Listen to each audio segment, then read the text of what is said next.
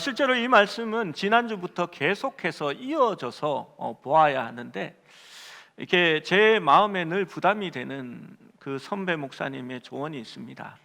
설교를 길게 하면 목사님 수고했습니다 라고 하고, 짧게 하면 목사님 은혜 받았습니다 라고 얘기한다고 충고해 주시더라고요.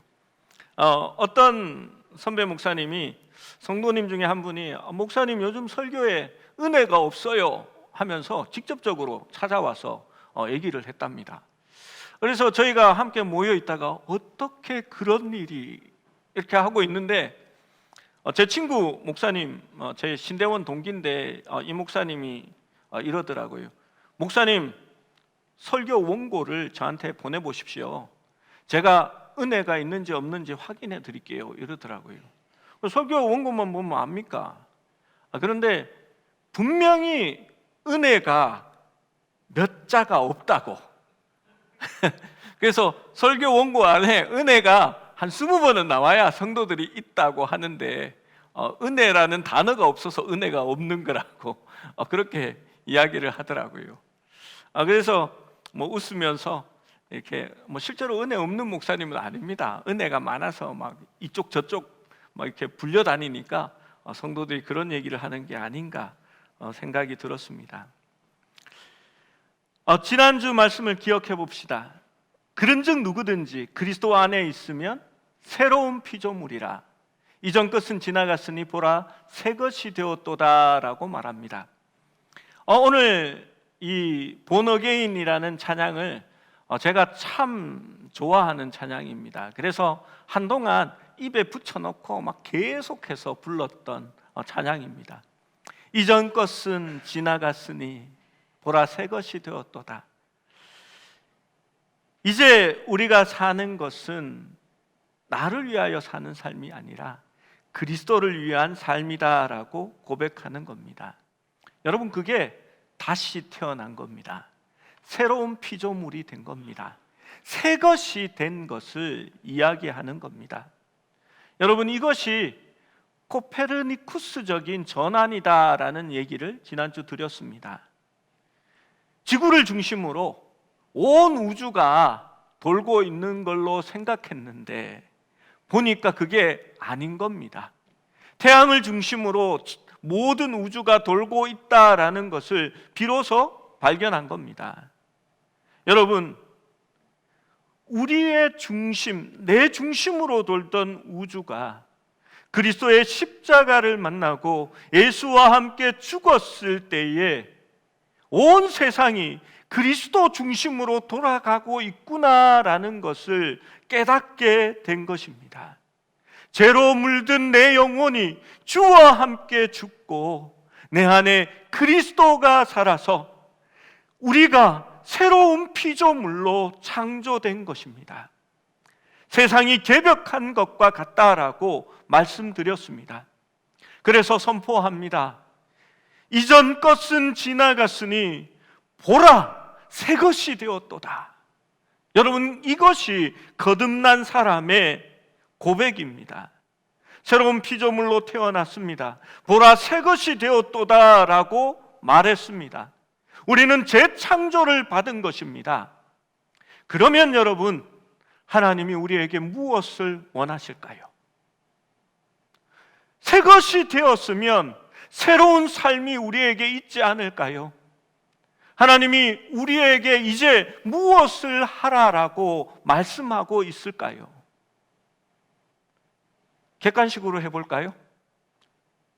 다가오는 대선에 대통령이 되라 1번, 2번 동네를 확 바꾸어 버려라 3번 온 믿는 사람은 다 상일로 교회로 오게 해라. 이 중에 답은 없습니다. 오늘 성경 말씀에 답이 있습니다. 18절의 말씀을 함께 읽어봅니다. 18절 시작. 모든 것이 하나님께로서 났으며 그가 그리스도로 말미암아 우리를 자기와 화목하게 하시고 또 우리에게 화목하게 하는 직분을 주셨으니. 모든 것이 그리스도께로 났으며라는 말이 바로 재창조를 의미하는 것입니다. 새로운 창조를 하신 것은, 그 새로운 창조는 하나님과 우리를 화목하게 하신 것입니다. 왜 우리가 변화받았습니까? 왜 우리가 새로운 피조물이 되었습니까? 그리스도께서 우리를 위하여 죽으심으로 말미암아 원수되었던 하나님과 우리가 화목하게 되었기 때문에 새로운 피조물로 바뀌어진 것입니다. 그리고 성경은 우리에게 말합니다. 또 우리에게 화목하게 하는 직분을 주셨으니. 여러분, 직분이 무엇입니까? 직분이 무엇냐고 물으면 저는 장로입니다, 저는 권사입니다, 집사입니다 라고 말합니다. 이것은 그 사람의 은사에 따라 교회에서 주님의 이름으로 준 것입니다. 그런데 받을 수도 있고 안 받을 수도 있고 나중에 받을 수도 있습니다. 그러나 우리가 하나님의 새로운 피조물이라면 누구나 받은 직분이 있습니다. 성경에 무엇이라고 적혀져 있습니까? 화해케 하는 직분을 받았다라고 말하고 있는 것입니다. 여러분, 저는 거듭남, 새로운 피조물이 되는 것을 하나님의 은혜의 융단 폭격을 받은 것이라 생각합니다. 온 세상이 개벽합니다. 쾅 하고 폭탄이 터지더니 주위가 달라졌습니다. 내 중심인 세계가 한순간에 무너지고 그리스도 중심적인 세계가 다시 나타납니다. 하나님이 우리를 위해 죽으시고 전능자의 화목이 선포되게 된 것입니다. 그 영향력 안에서 우리가 차원이 다른 새로운 피조물로 바뀌어진 것입니다. 이전 것은 지나갔고 보라, 나를 보라, 새로운 피조물이 되었도다라고 말하고 있는 것입니다. 은혜와 용서가 충격파로 바람처럼 휘몰아쳐 나가는 겁니다. 하나님의 사랑 안에는 하나님의 사랑으로 말미암아 그리스도의 은혜는 하나님과 화목을 가져왔으며 우리를 화목해 하는 직분자로 삼으셨고, 우리가 화목해 하는 사역을 통하여 그 하나님의 화목을 선포하고 제안하고 전하기 시작하는 삶이 되었다라는 것입니다. 여러분, 새로운 피조물이십니까? 거듭나셨습니까? 대답이 왜 이렇게 없습니까? 이렇게 확신이 없어서야 믿음 생활을 하시겠습니까? 근데 한숨을 쉬시면서 아멘 하시는 분은 왜 그렇습니까? 여러분, 하나님께서 모든 것이 하나님께로 나게 하셨습니다. 여러분, 이것은 인간이 하나님과 화목하기 위하여 아무것도 하지 않았다라는 것을 말합니다. 대신에 하나님은 사람들을 화목시키기 위해서 하나님이 행동하셨습니다. 화목은 일방적으로 행동하시는 하나님으로부터 시작합니다. 이 화목하게 하다라는 단어가 성경에 하나님이 주어일 때 능동형으로 항상 적혀집니다. 그런데 사람이 주어가 되면 수동형으로 계속 지켜집니다.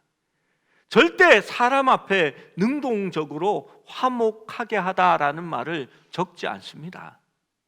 여러분, 화목해 하시는 분은 우리 하나님이십니다. 그리고 그 화목하게 되는 것은 우리 인간의 마땅한 반응이라는 것입니다. 화목의 장벽을 제거하신 그리스도를 통하여 우리가 화목하게 되었습니다.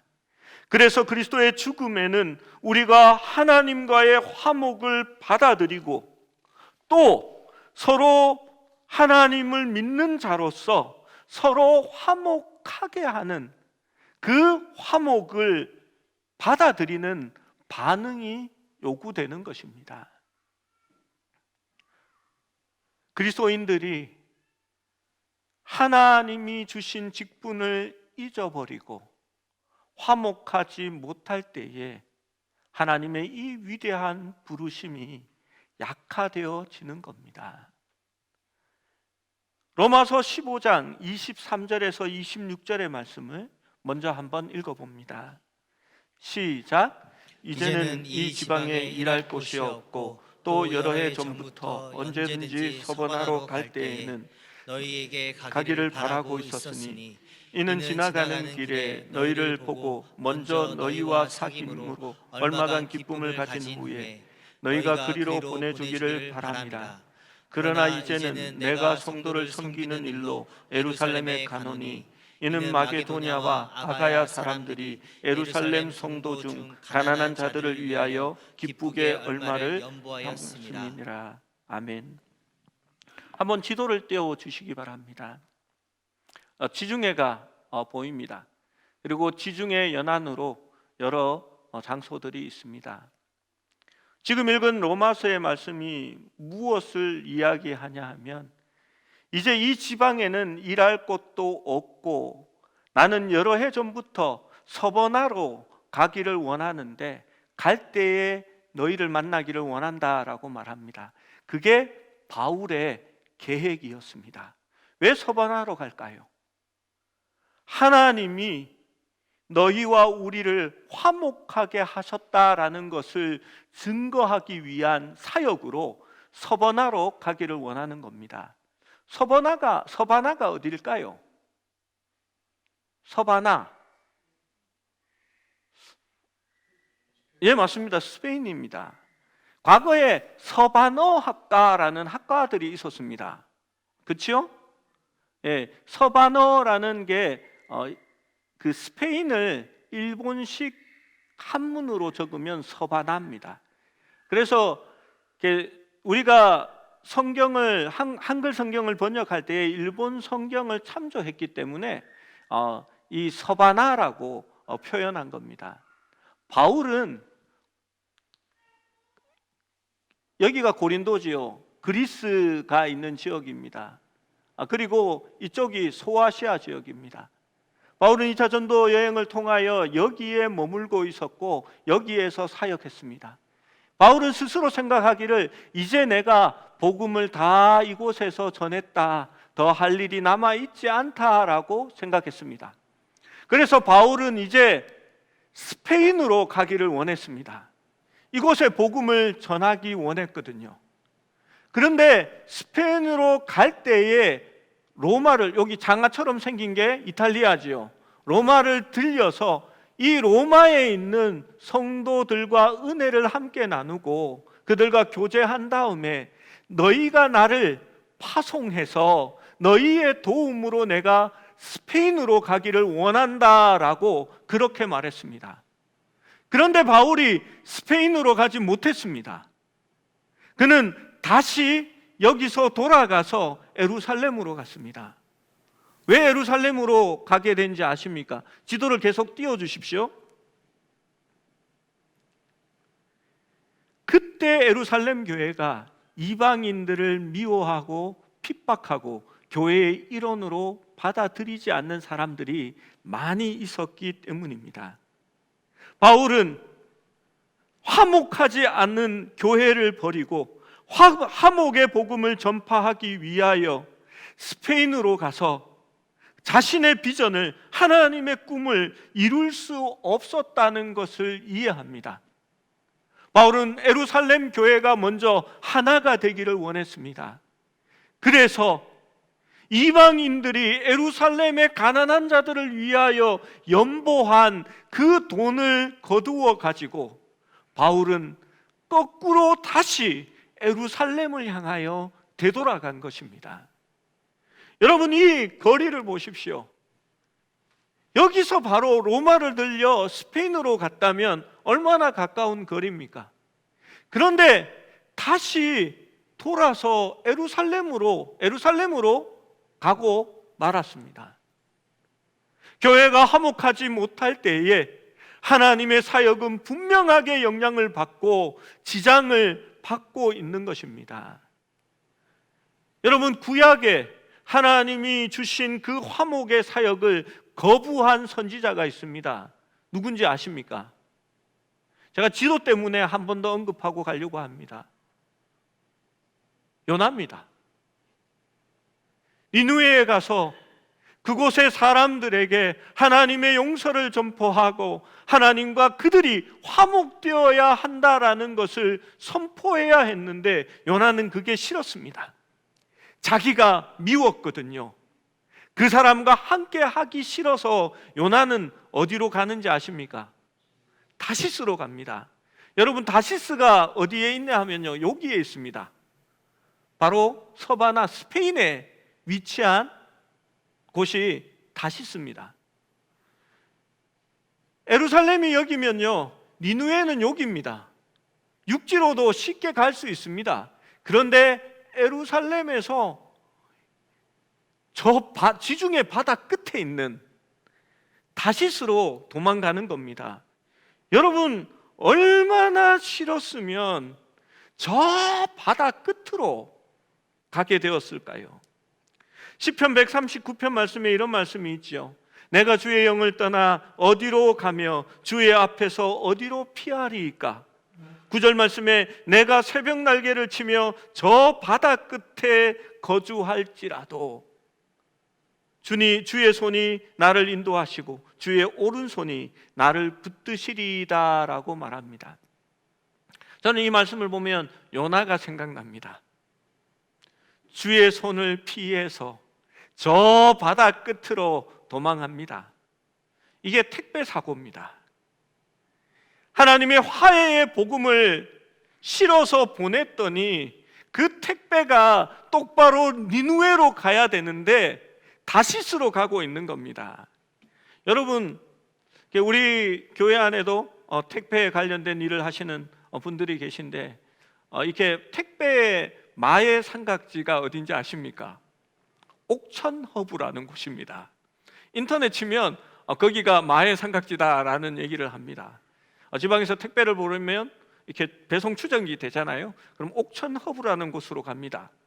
그런데 발송할 때 잘못 보내면 다시 원래 보낸 곳으로 이렇게 가게 됩니다. 그곳이 택배가 이렇게 모여서 전국으로 뿌려지는 곳인가 봅니다.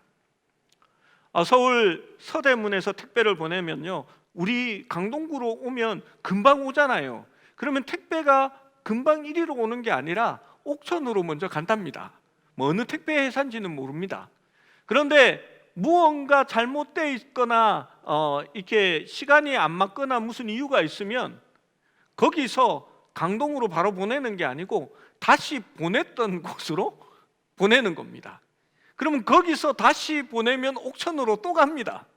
그리고 바로 오면 좋은데 한 번 더 실수가 있으면 다시 옥천으로 간답니다. 그러면 택배가 옥천에서 빠져나오지 못하고 버뮤다 삼각지처럼 거기 머문다고 해서 사람들이 그 옥천을 이렇게 택배의 버뮤다 삼각지다라고 말합니다. 여러분, 왜 쓸데없는 이런 얘기를 하냐면요, 하나님이 택배를 보냈는데 화해의 복음을 가지고 가라고 했는데 자기가 싫은 겁니다. 그러니까 저 바다 끝으로 도망갑니다. 우리 하나님이 누굽니까? 요즘 시스템과 같은 그런 것을 가지지 않습니다. 하나님이 가는 도중에 그냥 바다에 떨어져라 했더니 그 수중 특급이라고 이렇게 고래가 와서 이렇게 중간에서 낚아채 가지고 다시 바로 특 배송을 해버립니다. 여러분, 하나님이 우리를 새로운 피조물로 만드시고 하나님이 우리를 온전케 하신 것은 하나님께서 우리에게 화목케 하는 사역을 주셨기 때문입니다. 여러분, 이것은 사도 바울의 사도됨을 말하는 것입니다.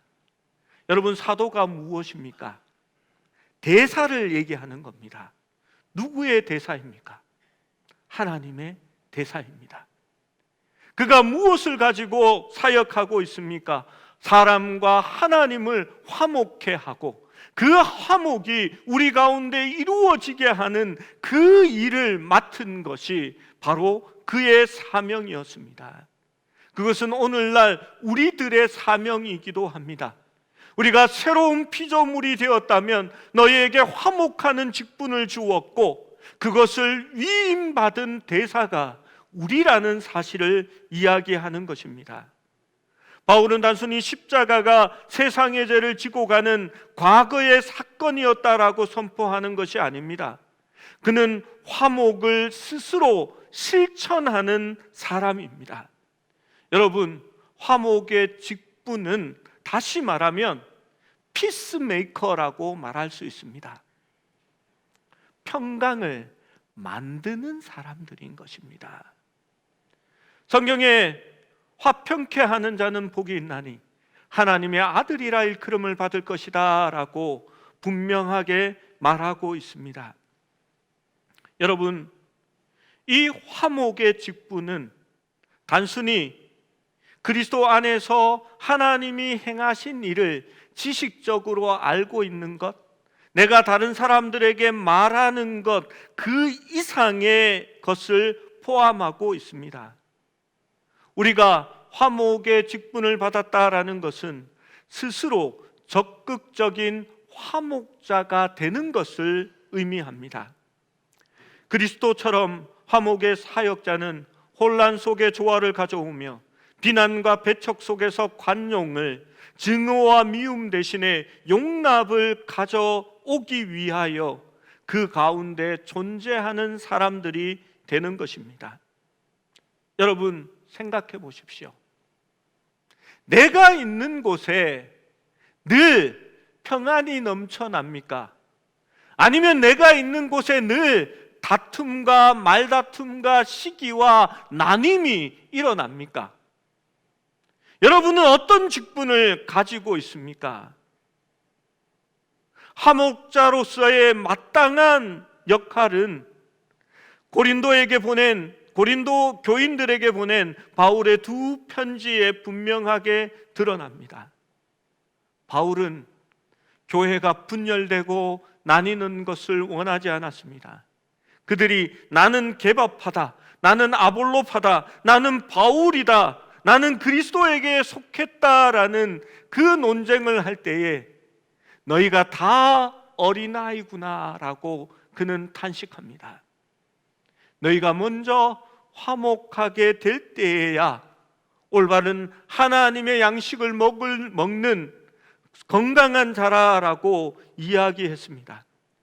사도 바울은 이교 법정에 가난한 교인들을 세워 그들로부터 무언가 이익을 더 취하려고 하는 다른 교인들을 분명하게 경고합니다. 하나님은 결코 그것을 원하지 않고 교회 안에서 너희가 서로 양보하며 그 필요를 채울 수 있어야 한다는 것으로 이야기하고 있는 겁니다. 왜 그렇게 합니까? 화목하게 하기 위해서였습니다. 사도 바울은 결혼에 관한 문제에 있어서도 화목이 무엇인지를 성도들이 알기 원했습니다. 여러분, 오늘날 말하는 이혼이나 재결혼, 돌싱들을 얘기하는 그런 문화가 아닙니다. 고린도 교회는 여러 종류의 성도들이 있었습니다. 로마의 귀족들도 있었던가 하면 소상공인들도 많았고 그 중에는 노예들도 있었습니다. 여러분, 고린도 전서의 설교를 한번 다시 떠올려 보십시오. 결혼을 하고 싶어도 하지 못하는 그러한 부부가 있습니다. 사실혼의 관계입니다. 그들은 종이었습니다. 남의 수하에 있는 사람이었습니다. 결혼은 허용되지 않았습니다. 단지 종들끼리 사랑을 하고 마음이 맞으면 그들은 함께 살았습니다. 그들이 낳은 자식은 또 주인의 소유였고 주인의 것들이었습니다. 자신이 원하지 않아도 아내가 다른 곳으로 팔려나가기도 하고, 내가 원하지 않아도 내가 다른 사람의 종으로 팔려갑니다. 가족은 그냥 헤어지게 되고 서로 만나지 못하는 상황이 되어지는 겁니다. 이혼할까요? 그러면 헤어졌으니까 다시 재결합, 다시 다른 사람과 만나서 살까요? 라는 것을 묻습니다. 사도 바울이 말합니다. 주의 영광을 위하여 교회가 화목하는 것을 택하여 행하라. 해도 좋지만 나와 같이 다시 결혼하지 않는 것도 유익하다라고 말합니다. 여러분, 기준은 교회가 화합하고 성도들이 하나님과 더 가까이 화목할 수 있는 방법으로 그것을 말한 것입니다. 제사 음식에 관하여 얘기합니다. 믿음이 있는 사람들은 모든 것이 하나님께로부터 왔음을 알고, 그 말이 무슨 말입니까? 새롭게 창조되었다는 겁니다. 그리스도를 위하여 존재하는 것들이라는 겁니다. 그러한 믿음으로 그것을 먹지만 그것을 알지 못하는 믿음이 약한 사람들은 그 음식을 먹는 거로, 또 그것을 보는 거로 양심이 약하여지고 그들이 시험에 빠지는 것을 보게 됩니다. 바울이 그때 무엇을 말합니까? 화목하기 위해서, 그들의 양심을 위하여 믿음 있는 너희가 삼가 조심하고 먹지 말라라고 말합니다. 바울은 내가 평생 고기를 먹지 아니함으로 말미암아 그들을 실족하지 않게 하겠다라고 말합니다. 여러분, 기준은 화목하기 위해서 스스로를 포기하고 나를 죽이는 것이었습니다. 그것이 사도 바울이 말하는 화목을 위한 교회 안에서 본인이 하고 있는 일이었습니다.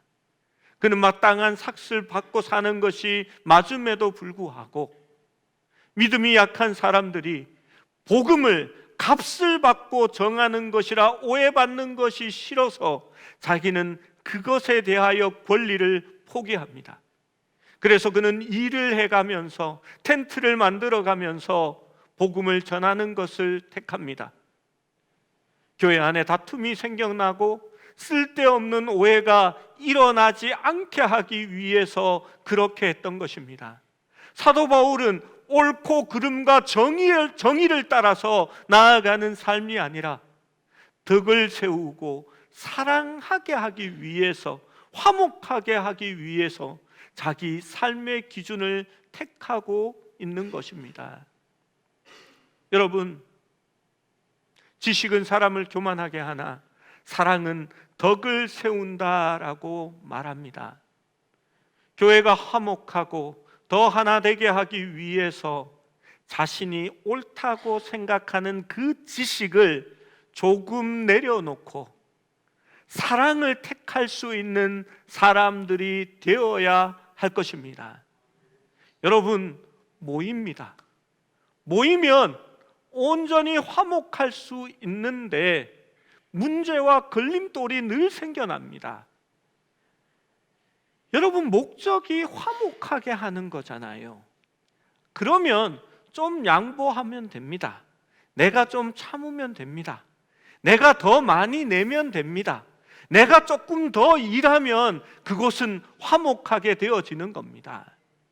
그런데 거기에 앉아서 옳고 그름만 따지는 겁니다. 내가 200원 지난번에 냈으니까 네가 이번에 200원 내야지. 아니, 이번까지 합치면 네가 400원 내는 게 맞아. 그건 그렇게 하는 게 아니야. 이건 이렇게 해야 제대로 돌아가는 거야. 뭐가 옳은지 뭐가 그른지를 모른단 말이야 라고 얘기하면요, 절대 화목하지 못합니다. 여러분, 화목하게 된다는 것은요, 누군가가 섬겨야 하고 누군가가 엎드려야 하고 누군가가 더 많이 수고해야 화목하게 되는 것입니다. 고린도 교회에는 또 다른 문제가 있었습니다. 우리는 주일이 일주일에 한 번씩 돌아옵니다. 그게 또 주일을 기점으로 우리가 쉬는 날로, 그렇게 빨간 날로 정해서 쉬고 있습니다. 그런데 로마는 10일 주기로 그 쉬는 날이 돌아왔습니다. 그러니까 예배 드리러 오는 그 주일날과 사회에서 쉬는 그 10일 주기로 돌아가는 쉬는 날이 맞지 않는 겁니다. 그러면 예배하러 올 때에 빨간 날, 쉬는 날 예배하러 오면 얼마나 좋겠습니까? 아침부터 이렇게 함께 모여서 예배할 수 있으니까요. 그런데 로마 교회, 고린도 교회는 그렇지 못했습니다. 아침부터 예배하러 올 수 있는 사람들은 귀족들이었습니다. 그들은 집에 있는 맛있는 음식들을 가지고 교회로 나아옵니다. 훌륭한 포도주와 고기와 캐비어 같은 것들을 가지고 교회로 오는 겁니다. 그러면 비슷한 수준에 있는 사람들이 일찍 교회에 올 수 있습니다. 이 사람들이 자기가 가지고 온 음식들을 내어놓고 서로 만찬을 나눕니다. 고기를 먹고 좋은 포도주에 이미 취해 있을 때에 오후 5시, 6시가 되면 이제 작은 상공인들이 모여들기 시작합니다. 그들이 교회에 와서 자기들이 가지고 온 것들을 다시 내어놓고 함께 먹습니다. 그런데 고린도 교회에는 노예들도 있었습니다. 그들은 주인의 일들을 다 마치고 또 몽학 선생의 청지기의 노릇들을 다 하고 나서 저녁 늦은 시간에야 교회에 나올 수 있었습니다. 그들이 가지고 올 수 있는 것은 주인의 상에서 남겨놓은 딱딱한 빵들과 이미 초가되어 가는 신선하지 못한 포도주를 가지고 나와왔고, 그것도 가져오지 못하는 사람들이 거기에 존재했습니다. 그런데 이 사람들이 주님의 만찬이라는 그 교회의 식탁에 앉았을 때에 이미 좋은 음식들, 고기들, 좋은 포도주는 이미 다 먹어버렸고 그들은 취해 앉아 있었는데, 가난한 이들이 먹을 것이라고는 그 딱딱한 빵들과 신포도주를 함께 조금씩 나누어 먹은 겁니다. 사도 바울은 경노했습니다. 너희가 교회에 먹으러 오느냐, 그 먹는 것이 무엇이냐라고 말했던 것입니다. 그리고 가진 자들에게 가지지 못한 자들을 배려하고 그들을 위해 음식을 준비할 것을 다시 한번 요구하는 겁니다. 그렇지 못하면 차라리 집에 가서 먹으라라고 말하고 있는 것입니다. 여러분, 이 모든 것이 교회 안에 화목을 위하여 바울이 행하고 있었던 것입니다. 화목은 조화를 유지하기 위해 죄를 얼버무리거나 무시하거나 모르는 척하는 것이 아닙니다. 사도 바울은 눈물의 편지를 통하여 이 문제에 대해서 직접적이고 단호하게 맞설 수 있었습니다. 바울은 죄악된 행동을 인정하거나 받아들인 것이 아니라 회개 없이는 진정한 화목이 있을 수 없다는 것을 알고 고린도 후서 이전의 편지를 통하여 너희가 회개하라라고 말했고, 또 고린도 후서의 편지를 통하여 회개하는 이들을 용서하고 받아줄 것을 또한 명령합니다. 여러분, 그것이 화목해 하는 자의 모습으로 사도 바울이 행한 일들입니다. 여러분, 교회가 화목되는 것이 쉽지 않습니다. 우리가 죽어져야 하니까요. 예수 그리스도와 함께 십자가에서 죽고 새로운 삶으로 변화될 때에야만이 그것이 가능하기 때문입니다. 보라, 새 것이 되었도다라고 말할 수 있을 때에는 내가 화목의 직분을 받았다라고 고백할 수 있어야 하는 것입니다. 19절 말씀에 화목해 하는 말씀을 우리에게 부탁하셨느니라 라고 말합니다. 20절의 말씀은 우리가 그리스도를 대신하여 사신이 되었다, 대사가 되었다라고 말합니다. 무슨 대사입니까? 하나님과 우리를 화목하게 한 그 그리스도의 일처럼 우리가 서로를 화목해 하는 대사로 부르심을 받았다라고 말하는 것입니다. 사도들의 선포는 모두 하나님의 화목 활동의 일부입니다.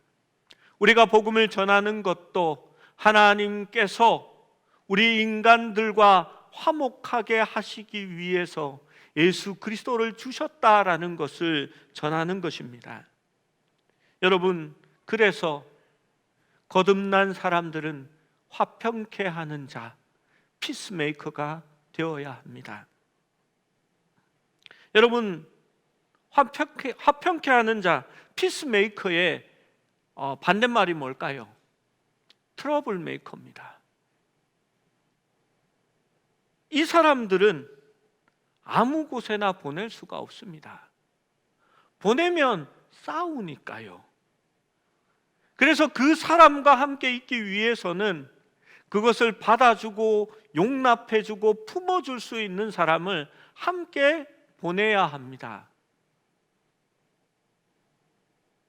여러분, 늘 다툼과 비난과 혼란이 자기의 중심으로 일어나고 있다면 아직 덜 죽은 겁니다. 죽은 척 하고 있는 겁니다. 그리스도의 십자가에 온전히 죽어져야 사는 건데, 내가 죽고 그리스도가 살아나서 그 그리스도가 나의 주인이 되고 그리스도 중심으로 세계가 돌아가야 하는데, 내가 죽었습니다 하고 그리스도가 살아나야 되는데 그리스도는 여전히 자기가 죽이고 자기가 부활하는 겁니다. 내가 죽지 않고 또 살아나는 겁니다. 여러분, 화평하게 하는, 화목하게 하는 직분을 수행하지 못하면 늘 상처를 만들어냅니다. 정의를 말하는 것 같지만 배척과 갈등이 생겨나게 됩니다. 결국은 상처가 골마지고 필연적으로 고통을 초래하는 겁니다. 분명히 기억하십시오. 지식은 사람을 교만하게 하나 사랑은 덕을 세웁니다. 하나님께서는 사람들이 자신과 하나님 관계에 대하여 좋은 느낌을 갖게 하기 위해서 바울을 대신하는 사역자로 세운 것이 아닙니다. 진정으로 실제하는, 존재하는 평화를 이루기 위해서 임명하신 것입니다. 우리가 하나님의 화목의 직분을 받았다라는 것은 우리가 있는 그곳에 하나님의 평안이 있어야 한다라는 것을 의미하는 것입니다.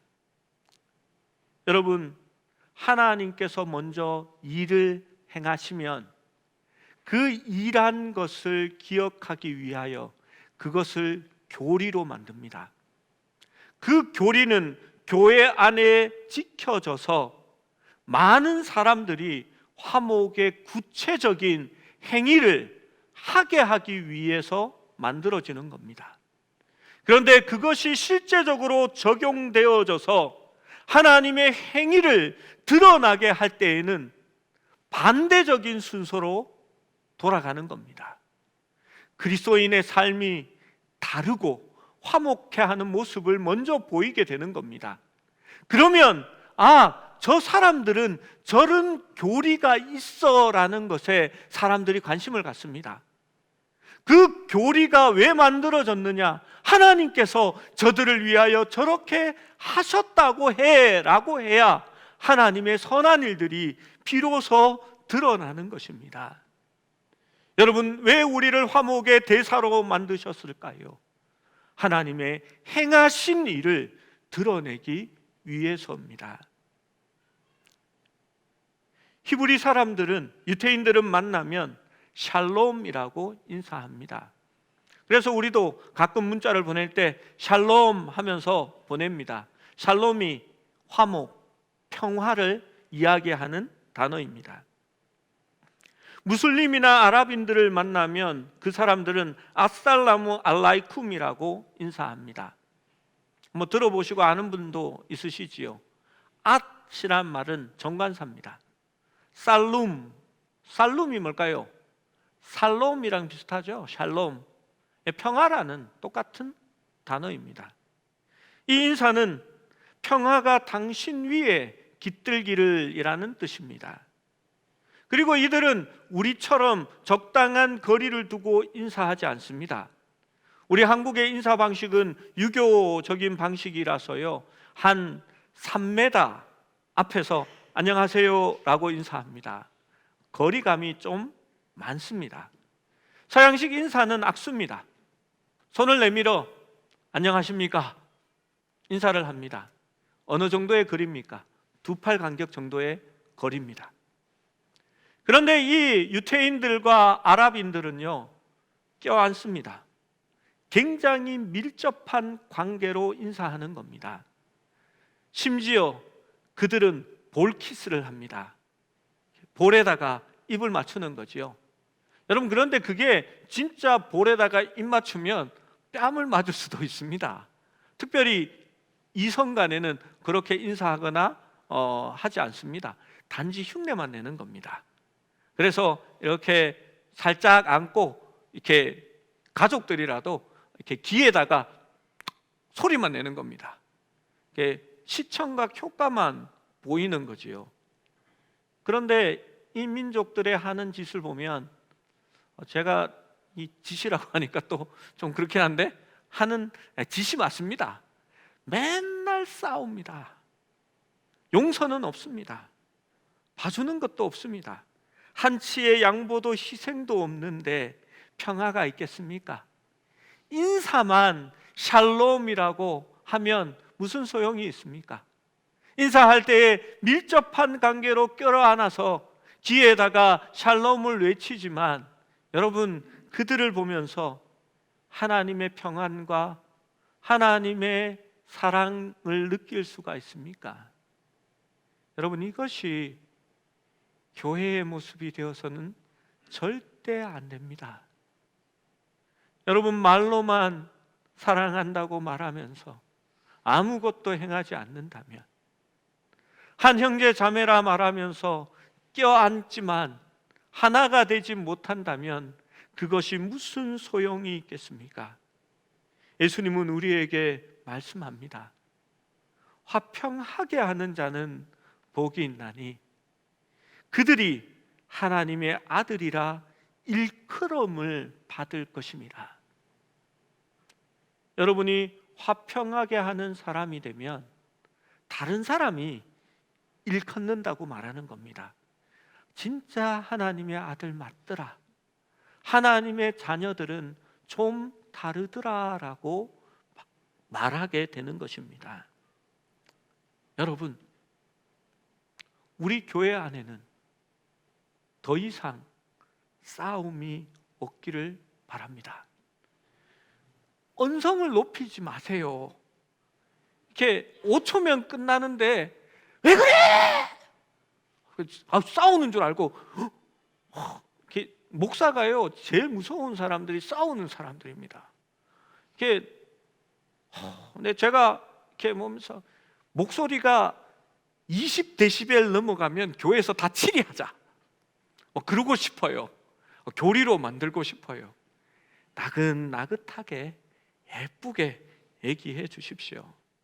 그리고 지적하고 비판하기보다는 품어주고 용납해주고, 내가 그 약한 이들을 위하여 한 번 더 수고해 주시는 여러분이 될 수 있기를 축원합니다.